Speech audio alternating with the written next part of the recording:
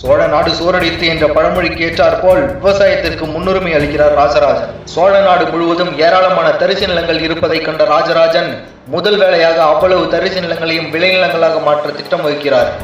திட்டம் நன்றாக இருந்தாலும் அவ்வளவு தரிசையும் உழ வெகு நாட்கள் ஆகும் என்று சிலர் கூற, மிகப்பெரிய அளவிலான கலப்புகளை செய்து அதனை யானையின் மீது கட்டி அதில் தானே ஏறி உழுது அனைவரையும் பிரமிக்க வைக்கிறார். மிகப்பெரிய சிவபக்தனான ராஜராஜன் சிவாலயங்களில் சமஸ்கிருத வேதம் ஓதுவதைக் கண்டு, நம் தாய்மொழியில் தேவாரம் திருவாசகம் இருக்க நாம் ஏன் அண்டை மொழியில் துதிப்பாட வேண்டும் என்று தில்லை அந்தணர்களின் பிடியில் இருந்த தேவாரத்தையும் திருவாசகத்தையும் சிதம்பரம் சென்று கேட்கிறான். அவர்களோ திருமூலர் மூவரும் ஒன்றாக வந்து கேட்டால்தான் கொடுப்போம் என்று கூற, சினம் கொண்ட ராஜராஜன் நிதானத்தை இழக்காமல் திருமூலர் மூவரின் சிலையை செய்து எடுத்துச் சென்று கேட்க, அவர்களோ இது வெறும் சிலை என்று கூறி தர மறுக்கின்றனர். ஆத்திரமடைந்த சோழன், இது வெறும் சிலை என்றால் உள்ளே இருக்கும் முன் கடவுளும் சிலைதானே என்று சிதம்பரம் அந்தணர்களின் மீது போர் தொடுத்து